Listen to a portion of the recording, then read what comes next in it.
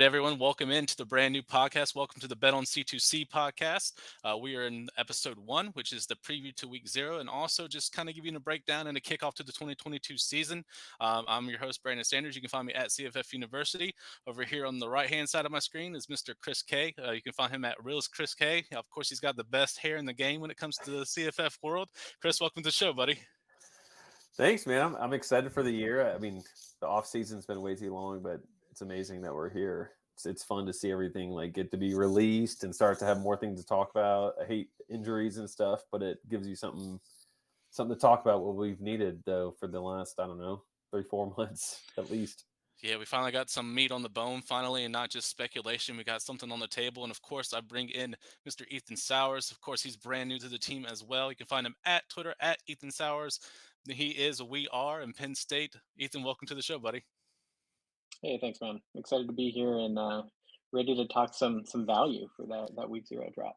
I know you've been scavenging the PrizePicks and looking at the differences, and he's even got it down to a science. We might talk about a little bit of that process. That was really cool. But we wanted to start off with a kickoff episode, just something that you guys can, listen to, and then also just kind of get to know us a little bit, and then how we approach when it comes to DFS, prize, props, things like that in particular. We just kind of want to bring into that, and then just kind of different strategies that we have and things like that as well.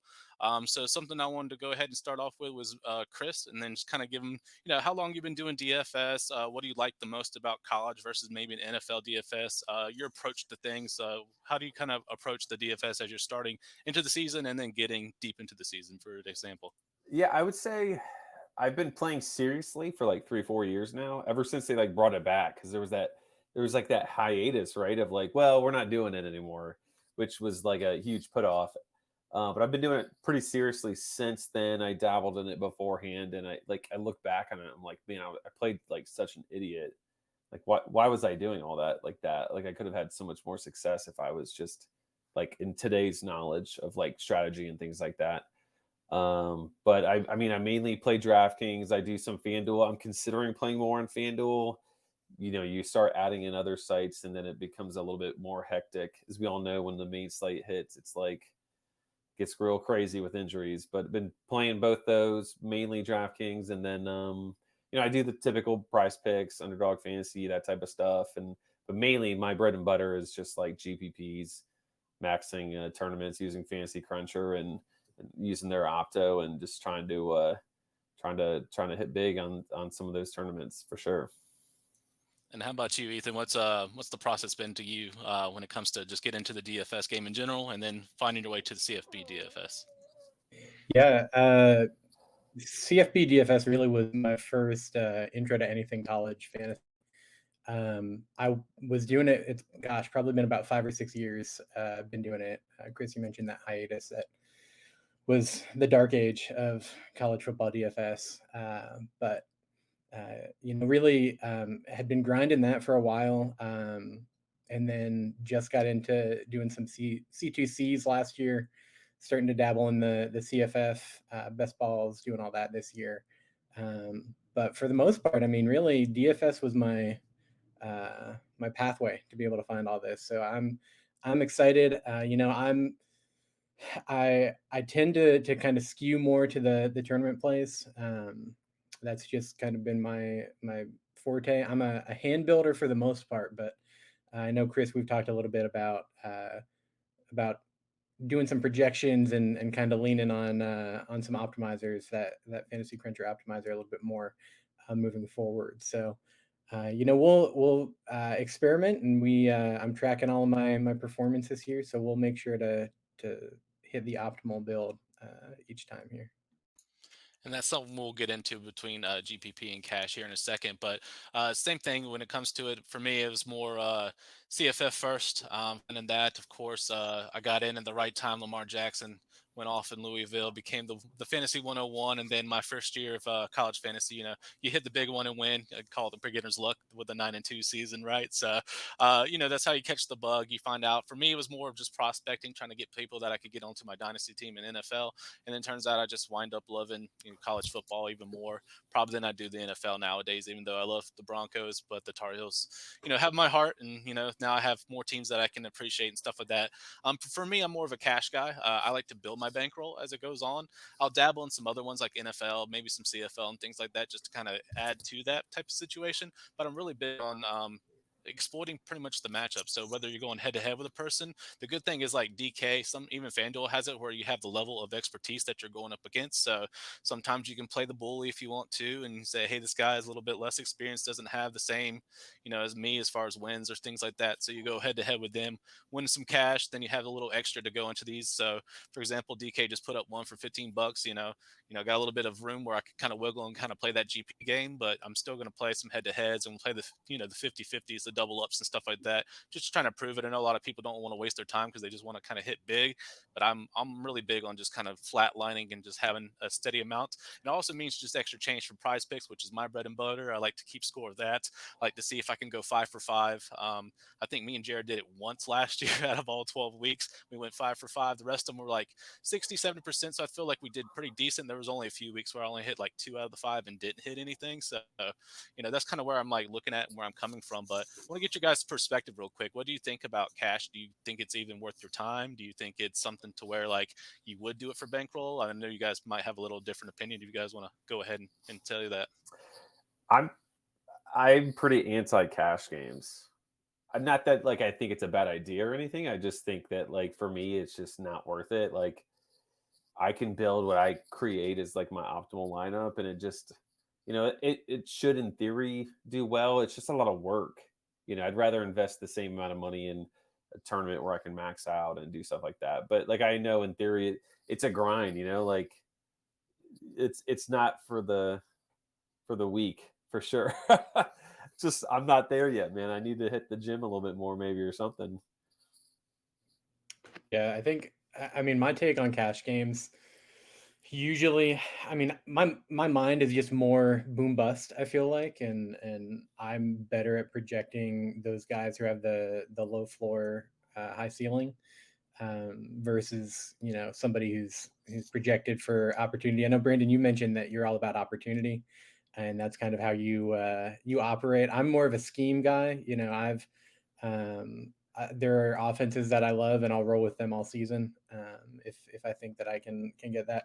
I think another thing too, just with cash games, I'm really big on like symmetry in my daily fantasy lineups, making sure that I don't have. I want equal exposure to all of the lineups that I'm building. I don't want to have my cash lineup in 14 entries and then have my GPP in like 2, because for me that's just emotionally taxing to see your lineup that you've only gotten 2 entries go off. But I appreciate the grind of the cash game, but for the most part, I mean, my exposure is going to be much heavier on the tournaments. You bring up a good point. Like that's a really tough part of like playing DFS is that you go into it loving Bijan Robinson and you're 40% Bijan Robinson in all your lineups, and then he's 65% owned. Now all of a sudden I have to hate Bijan Robinson in a sense, right? Like, and that's like the super hard part about it. And that's a great thing, like a great point you make with like the cash game stuff is that like, yeah, it'd be nice because you have a lot of money invested in the cash game stuff that like I need Bijan to be great.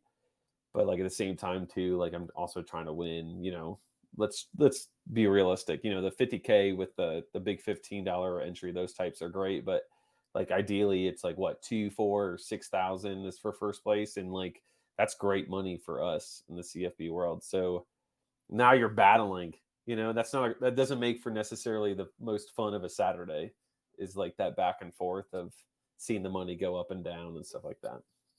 I think for me, when it comes to cash, like one, it's a safety net. So you're almost, you're hoping one, you don't have to worry about exposed regions. So you're not having to look for the most obscure, like wide receiver 3 on a team and hoping that, the wide receiver 2 went with injury and we caught wind of it in practice literally like 12 hours before we set like a lineup, things like that. So like in cash, it's like, I'm going to pick Xavier Worthy and I'm going to pair him with Card or, yours, whatever the argument is today, basically between whoever at C2C. But anyway, whoever's hitting, you don't have to worry about it because you're pretty much much guaranteed if they got a good matchup that they're going to hit. You know what I mean? Like you can take a decent running back, you can take like a Zach Evans and things like that. You don't have to worry about, oh man, how many touches is he going to get? Should I, pivot to Ulysses Bentley instead? Things like that in particular.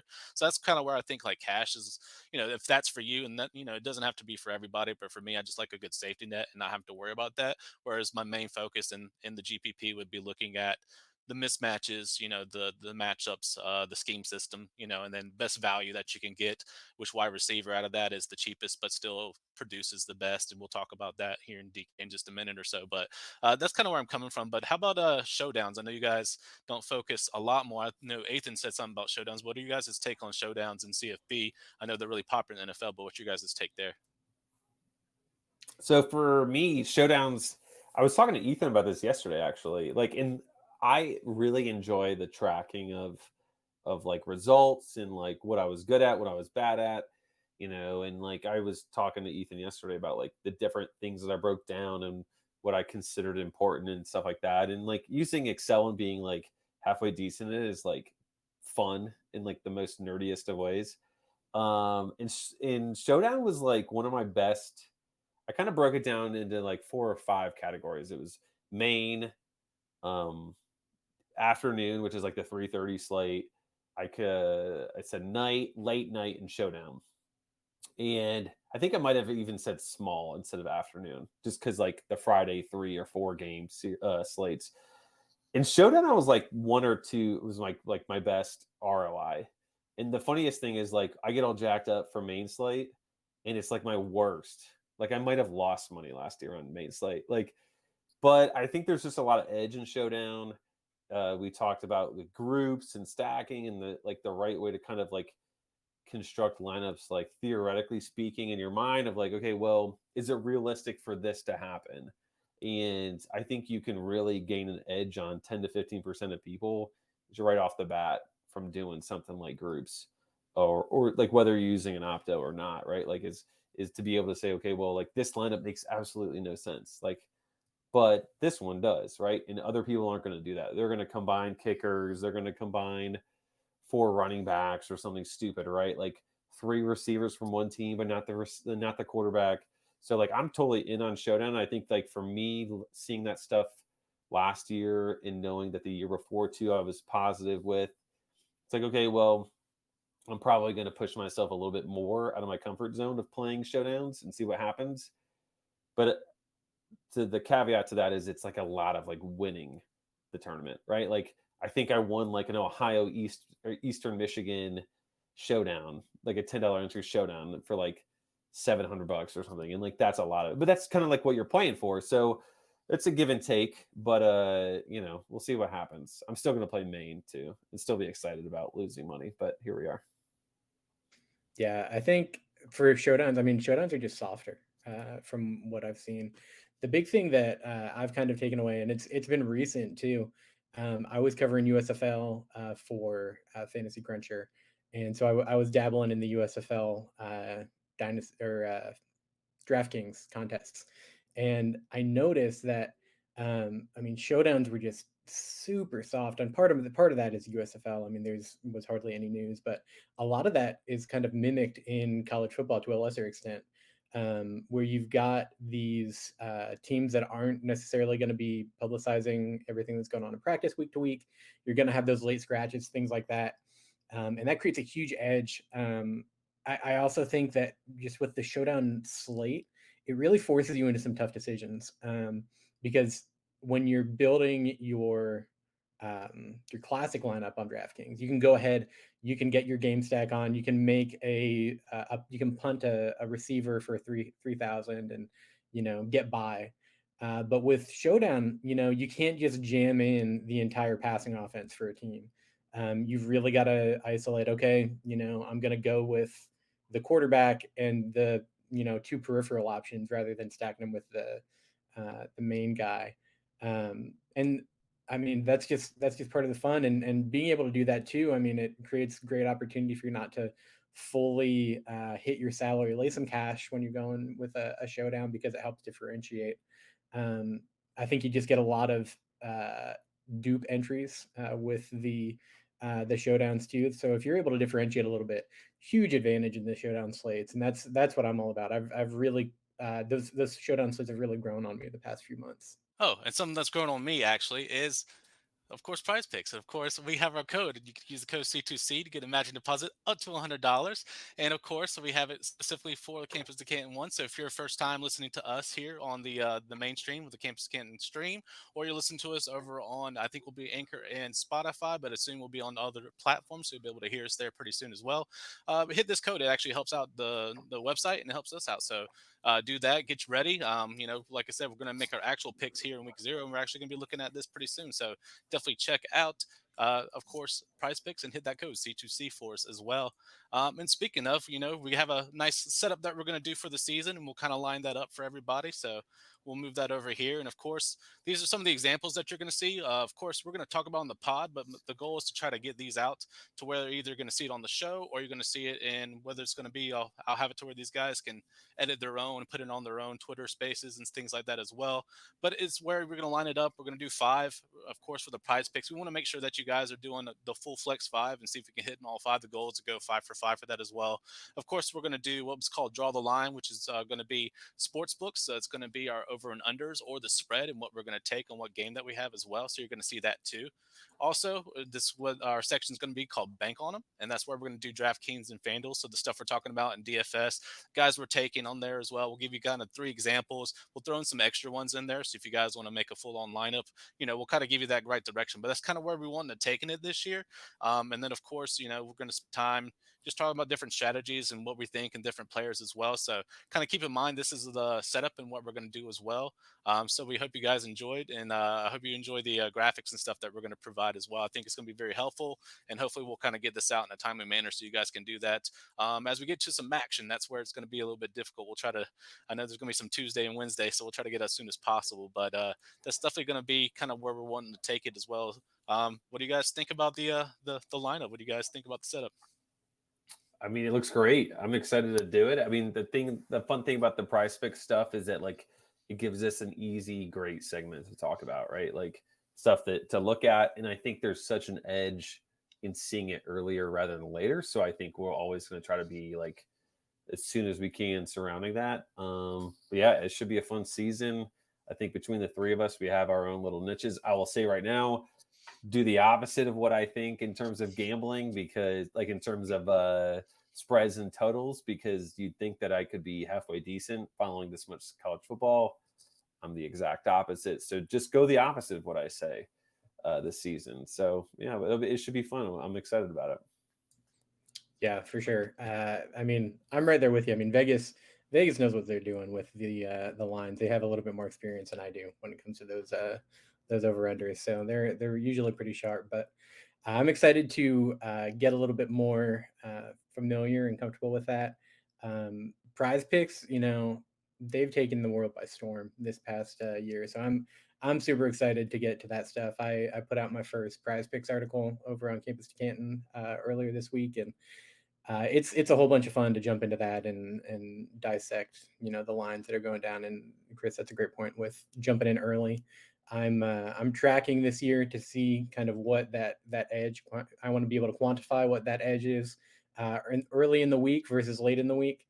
Usually last year I was getting around to those, Thursday or Friday, and missing out on the first 2 days of those really uneven lines. But I'm excited to jump in a little bit early, and any chance that I get to talk DFS, I'm going to be all over those early slates, Brandon. So even if you guys aren't on here, I'm going to be talking about those too. So that's exciting for me.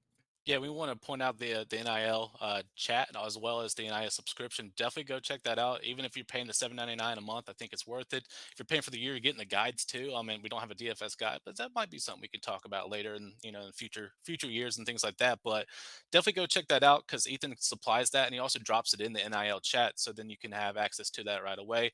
And then you can upgrade, so it's easy to reach out to one of the guys there, and they'll be able to move up your subscription for you. So definitely check that out. Now that Ethan realize is that if you get it as soon as it drops, you definitely have a chance to smash it. A lot of times when they drop it, it's pretty sporadic. We noticed that, especially here this past, I would say the past couple weeks, whether it's the futures or we're looking at, the actual week zero we're doing, they'll drop something and then realize they're getting smashed on like 110%, even before us even putting any things in there or putting in our own calculations. But people are just like, well, that's way too easy of a prop. Let me go ahead and smash that to hog heaven, and we do. And then they can't really take it away from me. And if they do, they have to refund the whole entire thing, and you can start over, right? So it's a win-win situation at FanDuel, and getting on top of it. Usually it's Tuesday afternoons is what they're trying to do. They're trying to be consistent with it. As you get into the action, like I said, it changes because they're doing it throughout the week as they're getting into the men's slates and stuff like that. But now when we only have the games coming up usually Friday, Saturday, or Sunday, or not Sunday, excuse me. But as you do the Friday and Saturdays, it's a little easier to kind of plan ahead, get ahead of the game. But this is where we're here to kind of help you out. And actually, we can go ahead and see if we can transition over real quick. Let's see if I can. You guys see that okay? Yep. Yeah. Okay, sweet.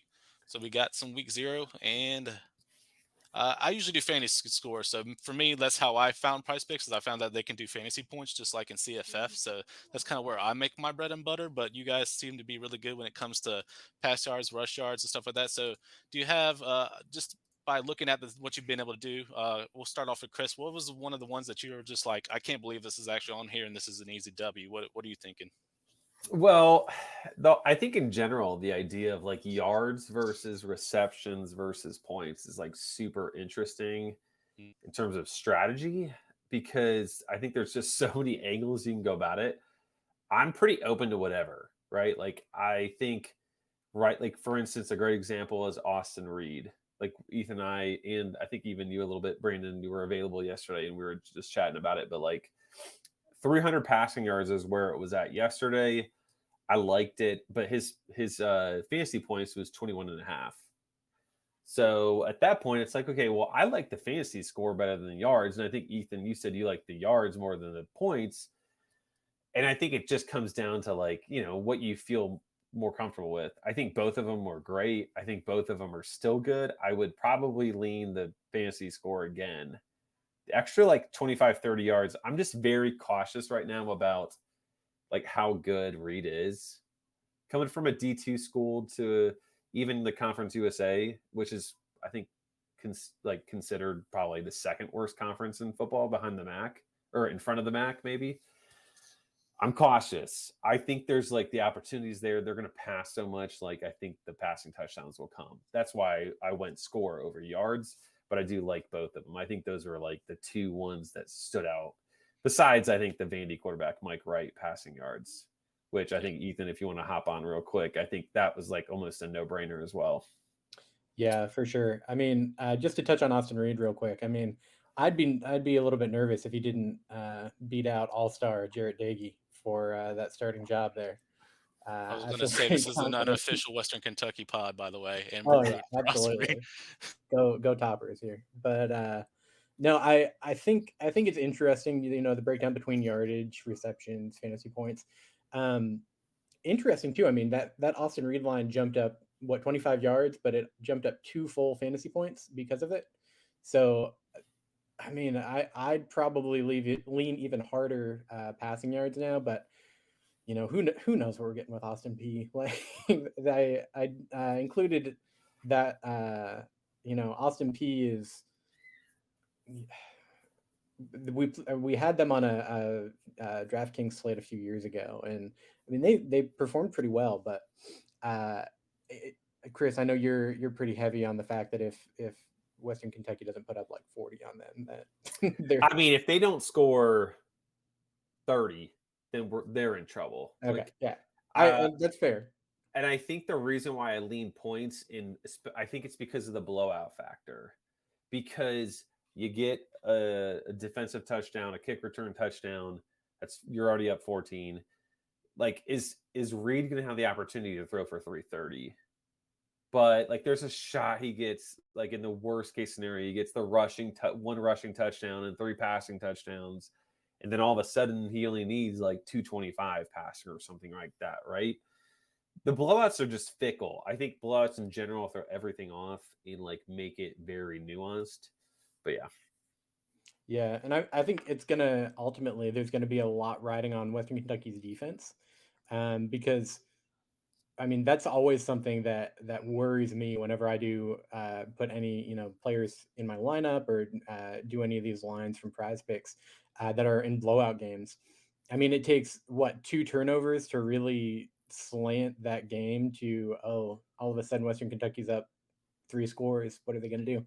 But I would say that at the same time, Western Kentucky is going to be throwing the ball regardless, especially now breaking in Austin Reed, not having Jarrett Dagey to rely on in later on down the road. They want to get him acclimated, get him in rhythm quick, which I think suggests that they may keep him in a little bit longer. Same thing with Jordan Travis. I noticed those lines were pretty favorable. There was some pushback I know in the C2C Discord when I said I was all over the Jordan Travis line, the 214.5 on passing yards, because Jordan Travis only hit that 2 times last year. But in my article, I break down a little bit more about how they're playing Duquesne, and Duquesne is awful. They're a middling FCS team. They were able to beat Ohio last year, but I mean, it's Ohio. It's the Bobcats. It's Mac, bottom barrel action. So I really like it. I expand a little bit on why, but I mean, Jordan Travis has LSU the following week. You can't tell me that Mike Norvell is not going to want to get him hot, get him confident, especially when this is the first year really that Travis has owned that position and owned that role. They want him to be the man. I think so. I'm very heavy on that 214.5. But you also mentioned Vandy with Mike Wright. Originally, PrizePicks put out the prop for Ken Seals, the backup there at Vandy, and they had him at 162.5 for passing yards, and then they noticed everybody smashing the under just in case he gets some garbage time snaps, and then they tried to correct it by putting out Mike Wright, and somehow they had an even lower line of 160.5 for Mike Wright. Against just a garbage Hawaii secondary that returns 2 guys. So I'm all in on that, Mike Wright. That line has actually jumped up 25 yards, I believe, as well.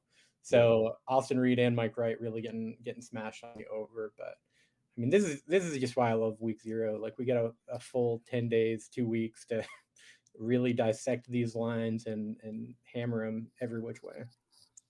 So what I think. Go ahead, Chris. Yeah, sorry. What I think is really interesting is that like you think Vandy, you think okay, well they're going to get pummeled, right? Like they're just going to get killed. So maybe that's why the lines, but like they're not like this. Like Hawaii's not good, and so like Vanderbilt, are they the favorite, or yes, are they so are. they're the favorite at Hawaii, right? Or are they at home?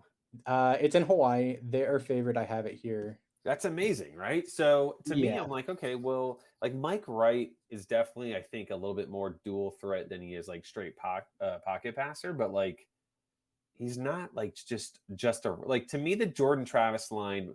My projections have him at like 258, so like that's an over, and that's a pretty substantial number. But it still kind of scares me because of the blowout. But like this Mike Wright number is still comical to me. Like there's a shot. Yeah, right. Like it's a close game. They're gonna win, and the total, like the overall Vegas total, is like pretty solid. I wouldn't be surprised if Mike Wright threw for 300. Yeah, like, I mean the implied final of that game, just with the over under and the total, it's like 31-24. I think it's got a 55 on the total. At least it was this weekend. So I'm baffled by that line. That seems like a reel them in line. The PrizePicks toss out there, knowing that you need to get another one to win. Yeah. I mean, I think my projections right now currently have him at 245 passing yards. Like, I don't know, man. This is a scenario where I think you lean passing yards. What is his fantasy point total, Brandon? I want to say it was like 21.5. Brandon's gonna see, like for me, that like I know the rushing ability is like so great for fantasy points because obviously 6-point touchdowns and 50 rushing yards is 5 points. But like this is a scenario where I see the passing yards is a better out. It's 180.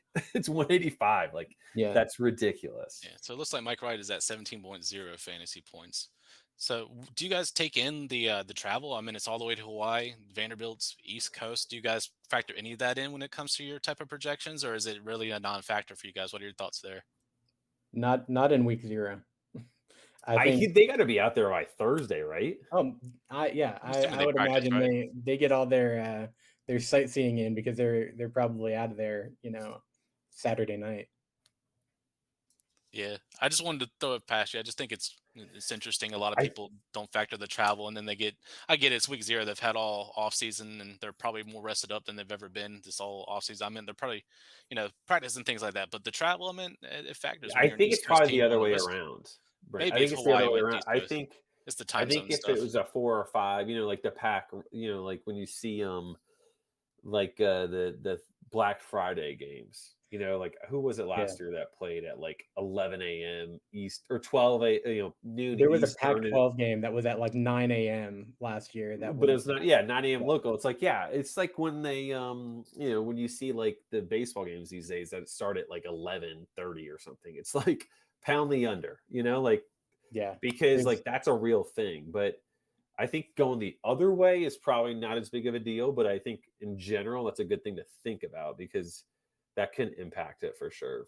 Yeah, I know all the NFL pods always like to talk about the West Coast letdown when they're traveling across the country. Oakland going to Miami for an early game or something like that. Playing at 1 o'clock. Yeah, absolutely. Like, what are they getting up for? Like, I do have a question though, Chris. Regarding the Jordan Travis projection, does it make you feel any better that Max Duggan threw for 202 yards in the first half against Duquesne last year? I mean, I think Jordan Travis is a really bad passer. I think and I hope his mom's not listening. I actually kind of hope she is listening because that would be pretty But cool. Joe might from CFF site. That's his boy this year. I know.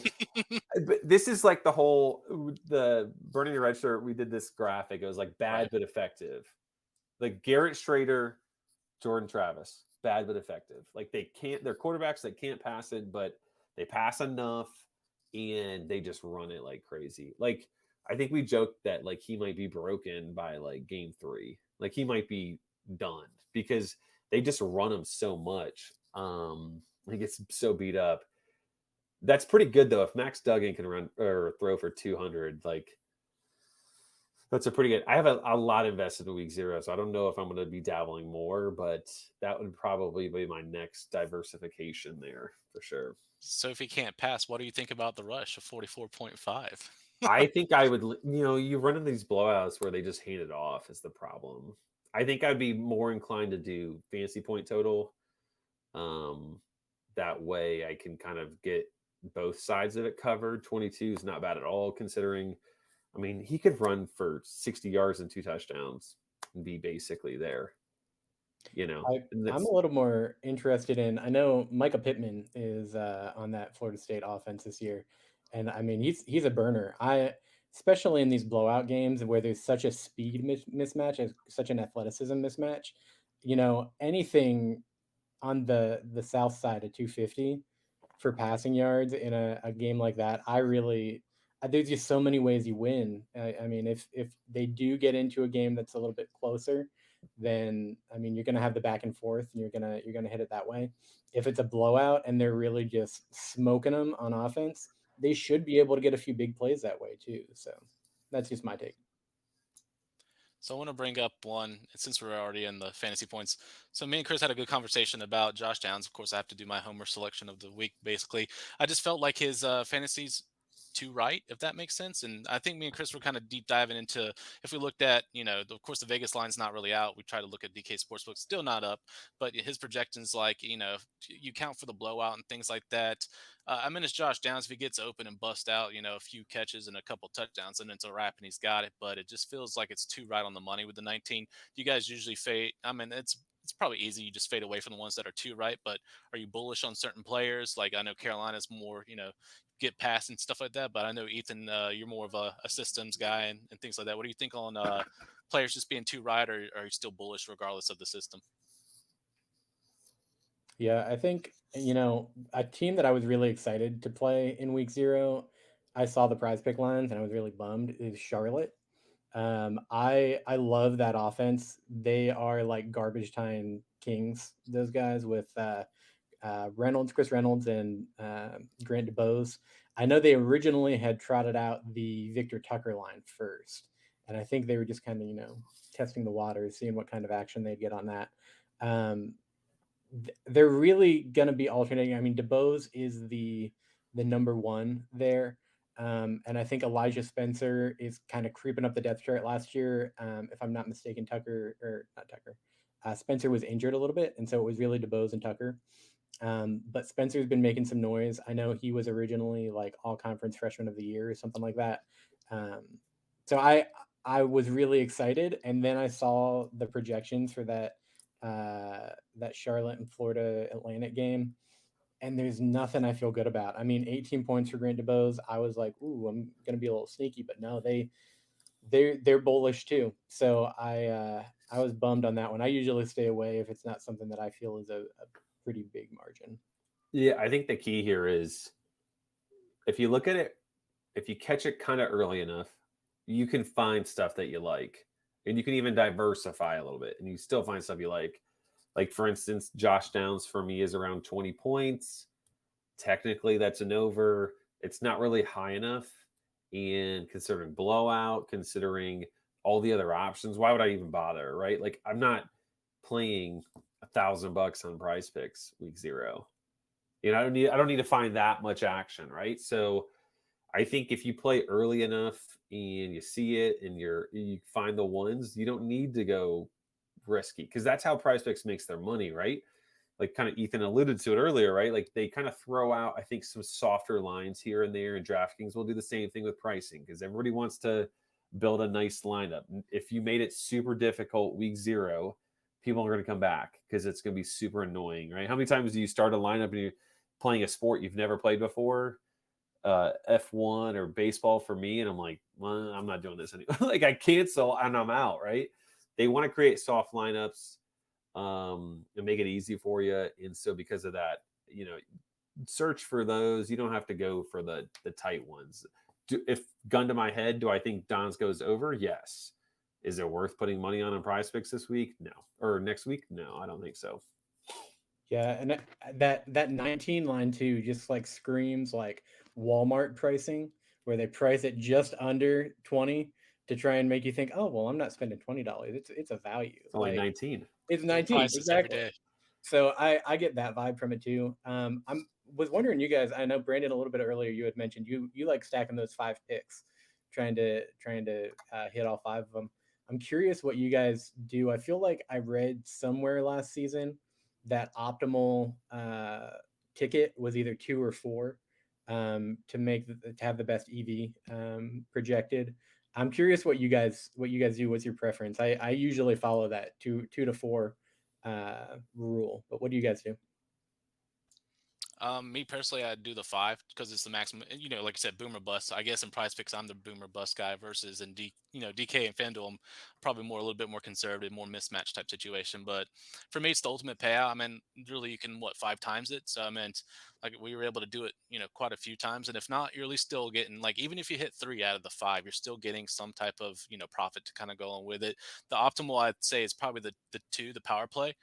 Because I think you can pick the easiest 2. Our friends Froton and Mike Bainbridge, which you'll see both of them on this, show here coming in the next few weeks and stuff like that. They really are big on finding the 2 easiest ones and just smashing the 2 and doing that type of situation. I know they made a ton of money, so I definitely agree with you, Ethan. I think it's probably the more optimal.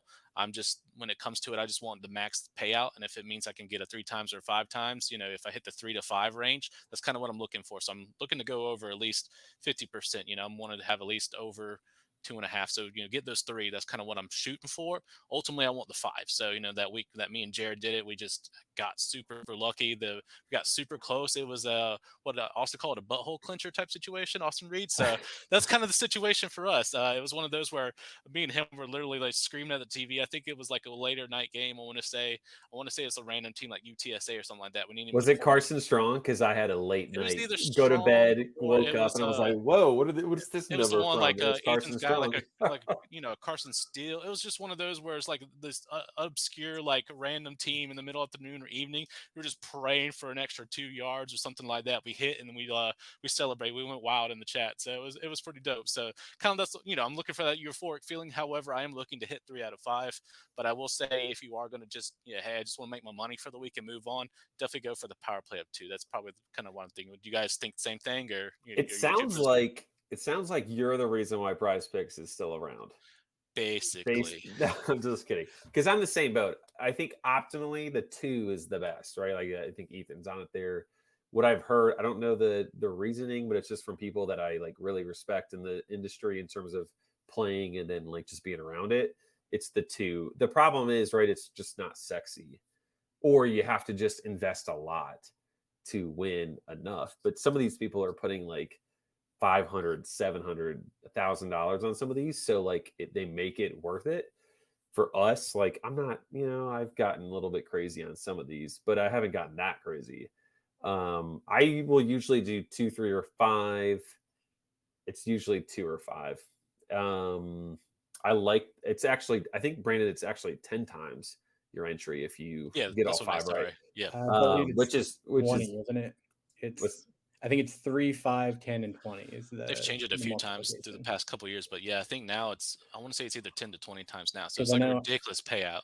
I'm on those 4 power 4s, and it's $5 slip is 50. So okay, so that's the 10 times. So probably the 5 is probably a 20-time payout. That's ridiculously good if you hit, So it's just one of those things. That's probably why they're in business, Chris. I think you're onto something. They got me by the hook, man.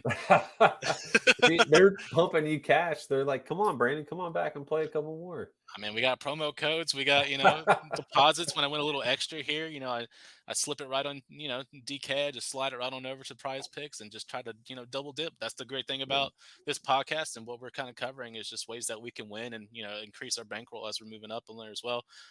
Let's stop the sharing. While you're transitioning, I think in general, when it comes to college football, right? Like, and you're playing it fantasy wise, try to be on it early. PrizePicks, right? Like you want to be on it early. There's a benefit to kind of paying attention, right? Like it's going to come out probably Tuesday afternoon or Wednesday afternoon for Saturday.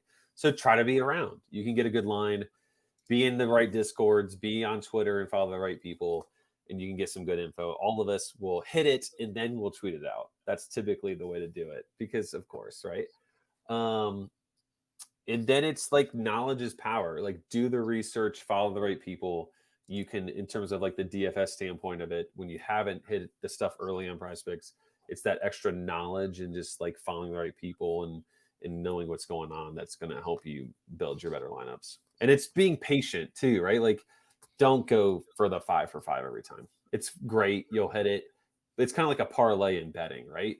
You hit it once, you lose the next 15, and then you hit it once.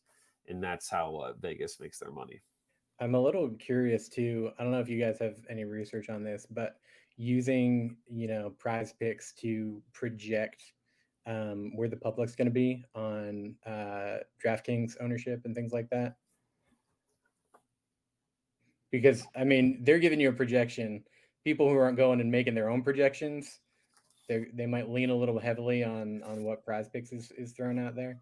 I mean, there's probably some validity to it for sure. I mean, people are going to see that and think like, well, if the over-under on his fantasy points is 26, like that's kind of crazy high for a running back. So I haven't gone too much into it. I think there's definitely probably some sort of value to it. I just never thought about my guess is that would be more useful information in cash games than in tournament plays. Yeah. Because you're getting the median projection rather than the ceiling projection. So just some thoughts there. Yeah, let's pivot over to, and I think we'll bring this up again. Sorry for the people listening. All right, we're gonna bring up the sports book. So this is the coming up on there as well. A lot of the good games. I mean, you're going to have Nebraska Northwestern. Of course, that's in Dublin, Ireland. So that's a whole other scenario. Once again, we might be talking about some jet lag. We might be talking about other things like that. Maybe it's not. It's week 0, right? Wyoming, Illinois, Nevada, and New Mexico State. Of course, we could see John Law's favorite team, UConn, go down to Utah State in week 1. So that'll be a good one. Of course, Charlotte, Florida Atlantic is always going to be a good one. So there's some good ones on the ticket on there as well. of course, we don't get any of the good stuff. I don't see, Western Kentucky versus Austin Peay. I don't get to see Duquesne getting slammed by Florida State. You don't get to see my Tar Heels smash on Florida A&M or whatever that's going there. So a lot of the ones I would usually just grab and take the over on. That's not going to be a thing there as well. So what's your thoughts on sportsbook in general? I know you guys have maybe a chance to look at a little bit, or maybe you did Caesars or something like that. What's your thoughts on that? The week 0 one, as far as the games that are we think are going to matter a little bit more because they're against FBS opponents. I would lean towards under on like the Nebraska Northwestern of 50.5, with it being in Ireland. That is a little bit crazy. Plus, like, this game screams 20-17 to me. Like, so maybe you go with Northwestern as well. I think, like, if you think under, then taking Northwestern makes a little sense. But, like, do you really want to root for Northwestern slow, methodical, awful offense? See, Chris, I think you and I both have that Big Ten bias kicking in, though.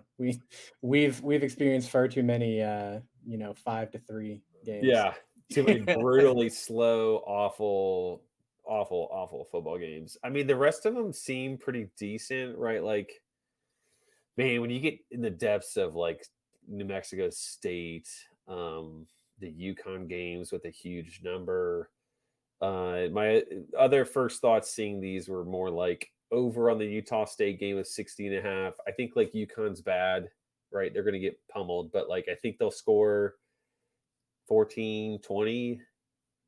So that puts it really pretty close to that over. So I like the over there.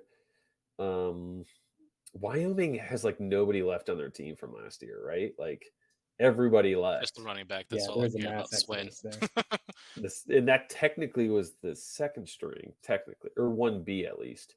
So maybe you go Illinois. I know everybody loves them some Isaiah Williams. So like maybe you go Illinois -10, but again, just go the opposite and you'll probably win some money that weekend.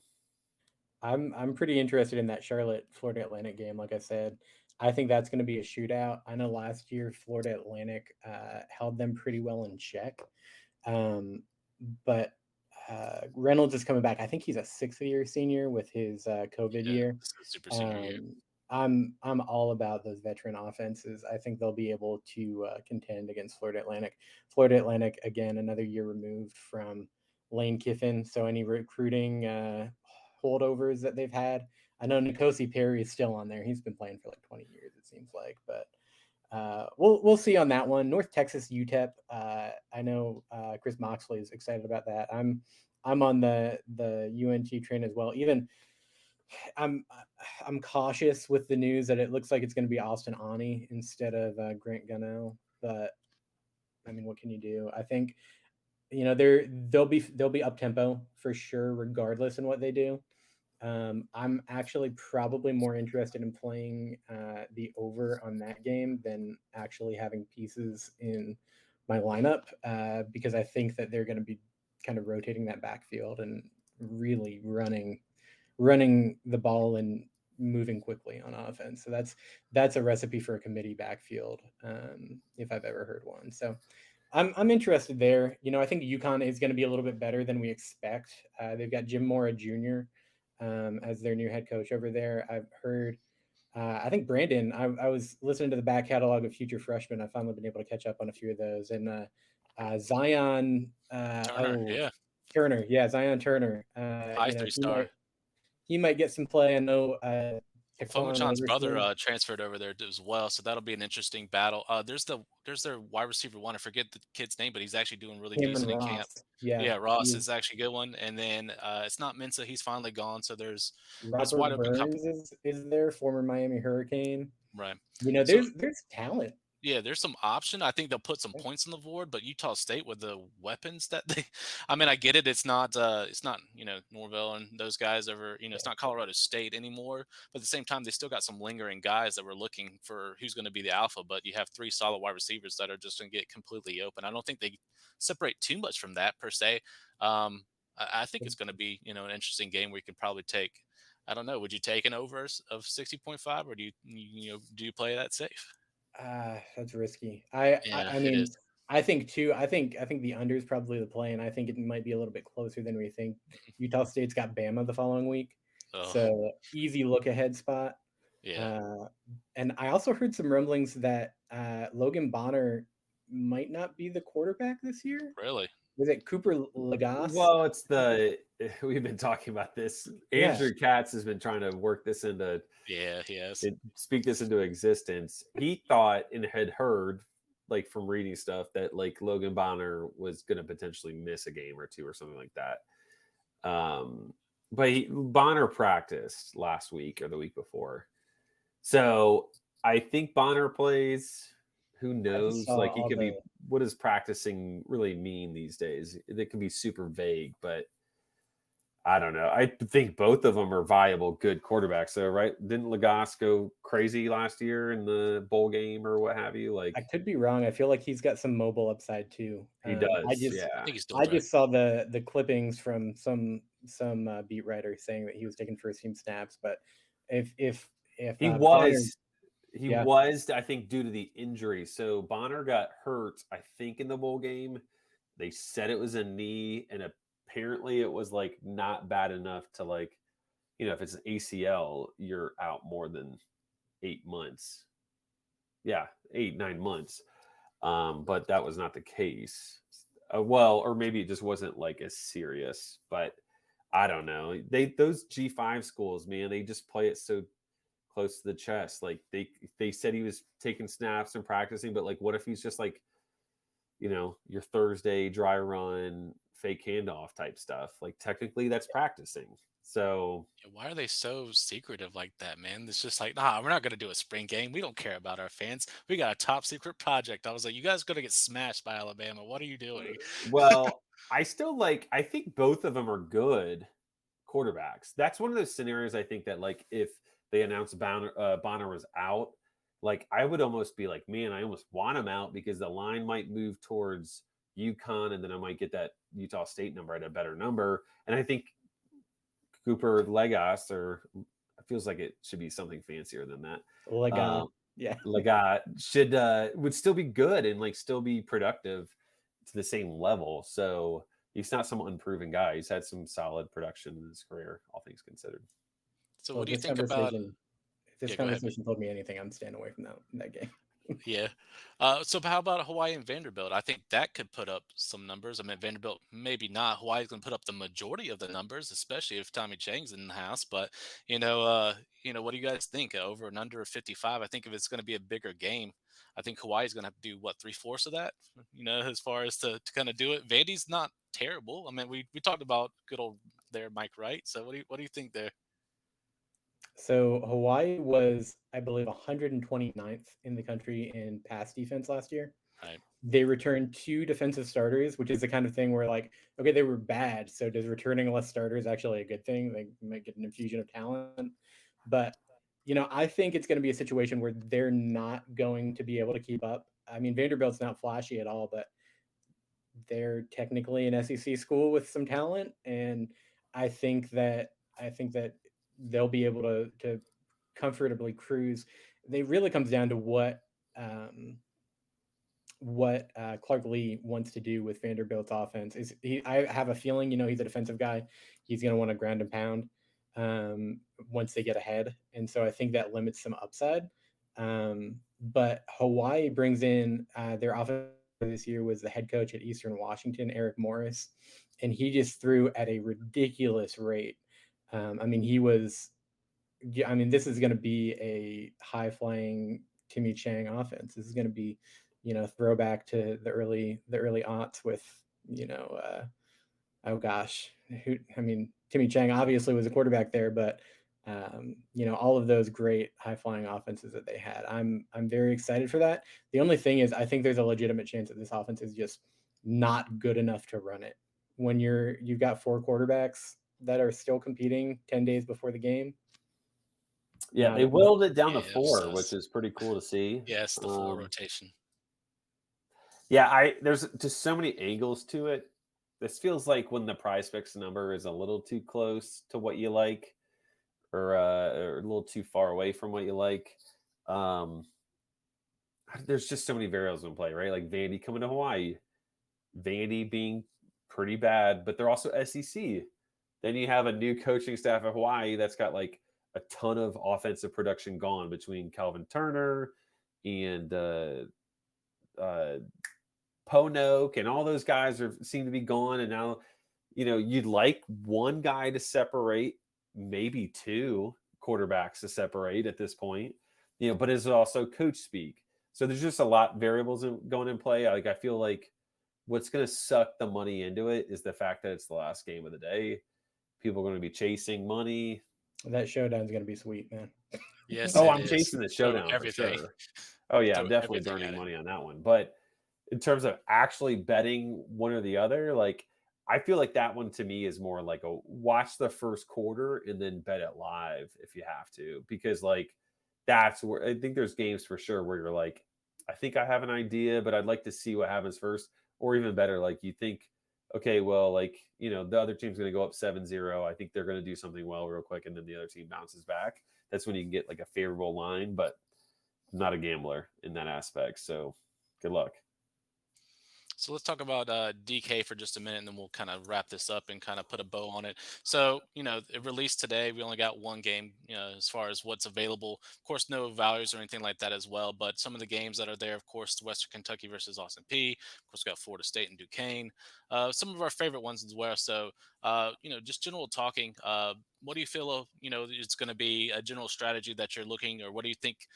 Let's go with this. What do you think the majority of people are going to do? So do you think there's going to be a lot of stacking, or are you going to zag as people are kind of on top of this, like, oh, snap, Western Kentucky's getting popular because of the offense, so their offense is going to go, are we looking at popularity there? Are we looking at, people owning them and things like that? What are your thoughts as far as these games, or do you think they pivot to the bigger names like the UNCs and Florida States? Do you think they are on top of them versus Western Kentucky? What are your guys' thoughts there? I think people are going to remember the Western Kentucky name for sure. And I think we all agree Austin Reed's going to be like 1,200 less than he should be, which is going to cause just going to be a mess. I think people are going to gravitate to Florida State and UNC, but you never know, like maybe they're priced up. So there's some variables in play still there, but it's so hard, what DraftKings does makes it so difficult when they include the Idaho States and the Duquesne. Like, I mean, I get it, but like, come on, like, is there not a way to play Western Kentucky but not Austin P players? That's what makes it really difficult early. And as much as I'm excited about week 0 being here, it's like, it's not necessarily the best slate. Oh, it's sketch. Profitability. It's real sketch. I think we'll get to see how sharp the public is with this slate, though, because we do have teams like Western Kentucky on there. A few years ago, probably 3 or 4 years ago, you look at this Florida State Duquesne matchup, and you have such intense ownership on Florida State because it's such a mismatch. Power 5 team going against an FCS team. I personally, I know I've already mentioned how much I love Western Kentucky. I'm probably going to be underweight on Austin Reed for week 0. I'll probably be rolling, a little bit of Casey Thompson with Trey Palmer, trying to get that Whipple stack. Maybe they catch Northwestern, usually pretty stout defense. Maybe they catch them asleep a little bit. UNLV has some talent against an Idaho State team that I legitimately know zero about. So I'm gonna dig in a little bit there, see if I can figure out, how. Some of these FCS teams are legitimately talented enough to compete in the lower G5s and make some noise. I don't think Idaho State is one of those. So I'm curious on what that looks like, but like I said, I think I'm going to be underweight on Austin Reed and those passing options. Yeah, it might change by next week, but I'm starting to think about, the fading of the, initially it was like, oh, I'm going to grab Austin Reed. I'm going to grab David Davis. I'm going to take Joshua Simon. I'm just going to snack them up. But the more I think about it, a lot of people might be on that because of the offense. So I'm looking at, maybe the cheaper stacks like a Chris Reynolds and a Duquesne type situation, against FAU. Things like that you're talking about. Maybe catch Casey Thompson when he's at one of his lower values, for the year, because if he blows up, which I've said on a couple pods, I think Casey Thompson might be that one transfer that might make the biggest difference, coming in this year, especially in the offense he's in, and with Trey Palmer in town as well. I think that's a great pairing. So I'm kind of looking at fading into a different one as well. I definitely want to stay away from UNC's QB thing, so that I won't be taking either or until they figure that out, and we won't see that till App State, and then they got up against a tough, run defense. So, you have to look at that in week 1 as well. So that's where I was like, I might not take Joshua. I might not take Josh Downs. I might take, I'll take the freshman. I'll take Dre Green Jr. and see if, as he's coming up, maybe I can take him on a super cheap play, throw him in a flex kind of situation. But even a Jordan Travis, I think, would be decent as far as actual fantasy points is concerned because of the dual threat that he has. This would be the one game where he kind of was able to break out and, like you said, get his confidence up before he takes on a tougher LSU where you probably would not play him in that type of week. So that's kind of what I'm thinking. Is you guys similar in thoughts, or is it just something that's like, I know we're not trying to deep dive into it because we're going to definitely make our picks next week and we'll have everything there, but just initial thoughts is before we wrap things up. Yeah, it'll be interesting to see pricing, right? Like you make a great point with North Carolina quarterbacks. Like that's going to be a trap. It sounds like from everything that you've heard and everything that the fact that no one's been announced, that could be close to a 50-50. Like talk about a great opportunity for Mac Brown to find his guy is to kind of rotate the quarterbacks. And if they're priced anywhere decent, like 18 points isn't going to cut it. And 18 points is still not a bad game when you're playing 50% of the time. So it'd be interesting to see how high Josh Downs is, right? Like great name, obviously great production and talent, but like if he's that high, in a blowout, it might not work. So there's just a lot of variables in play where you got to see the pricing. I think like the guys that are like super heavy dependent on, right? So like you say, Casey Thompson and Trey Palmer, like that's going to be a tight game, but not a crazy high total, but like that volume should be there for those two, right? Like the Jordan Travis should be there in theory for those two. And, don't forget Florida State, like, they almost lost to Jacksonville State, or did they lose to Jacksonville State? I don't even remember, but it was damn close. Yeah. I think So like, they did lose. Yeah.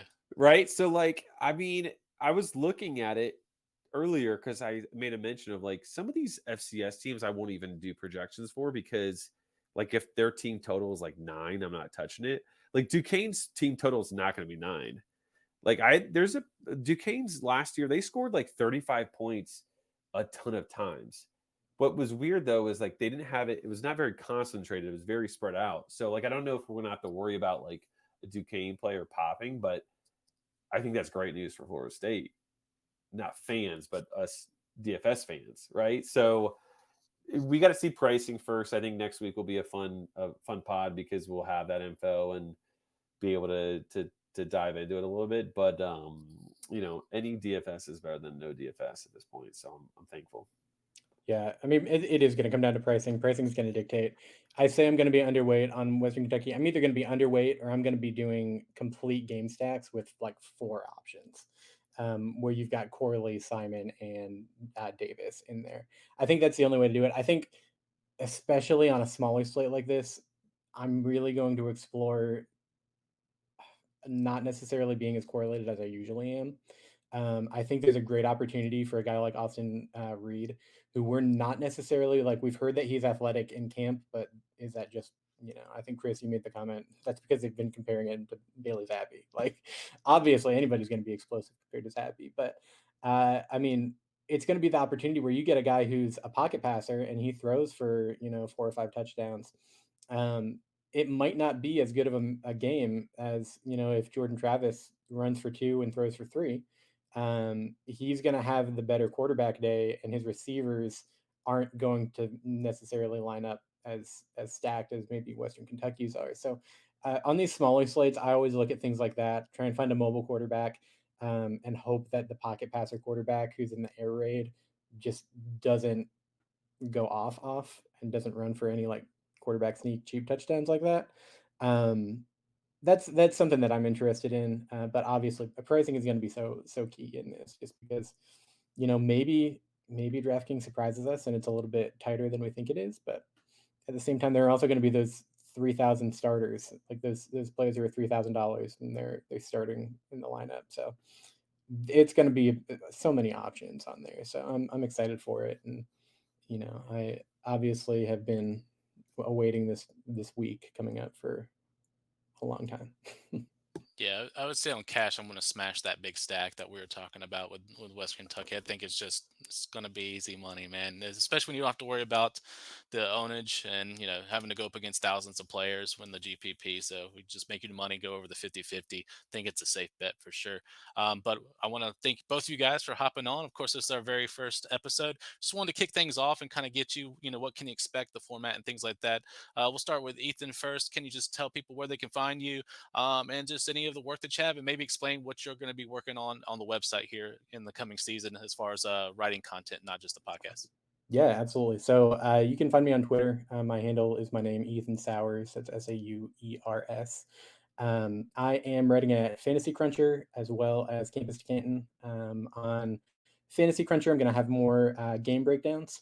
On Campus to Canton, you'll be able to see more PrizePicks stuff. You'll see some DraftKings. I'll likely cover some of the smaller contests, some of the peripheral slates that they do. And I'm hopeful that I'll be able to do an article on stacks every week as well, to be able to kind of get that correlation game going. And how about you, Chris? Yeah, so I'm Realist Chris K. That's EST Chris K on Twitter. I do pods with BTR_pod, Burning the Red Shirt, and we have a good time there. A different feel, different format, which everybody always says they enjoy, but maybe they just are being nice. But in terms of Canvas to Canton, I'm going to be doing a little bit more of a generic article, right? Like more of your top plays. Obviously I'm going to talk about like why you should pay up for a guy, but I'm going to try to sprinkle in values and different price ranges and keep it, realistic where you can not necessarily build a full lineup on it, but if you look at it and say, hey, like I'm looking for a guy in this range, that there should be someone close to that for you. But yeah, between those two pods, the written article, looking forward to it, tweet a bunch, and we'll see what happens. There should be a good mix with Ethan, considering the PrizePicks and the stacking, because stacking is huge. I think you have to, and maybe we dedicate some time on a future pod to talk about like grouping and stacking, or just game theory strategy would be a great idea. But yeah, I think like some of those basics, like I said at the beginning, like if I was an idiot 5 years ago, could have made more money, but here I am now. At least I understand and know how to kind of play it as much as I've learned from others. So should be fun year. Absolutely. And hey, this is why this podcast exists. We want to, those that are coming in for the first time, we don't want you to be intimidated. We want to give you strategy. We want to give you options. That's why we cover all these platforms. Of course, I'm Brandon Sanders. I'm, the host and the pilot of the ship. So I'm just here to steer the ship and, pick off these great minds. Of course, I'm the Neanderthal. I like to just look at mismatches and things like that. Mainly DraftKings.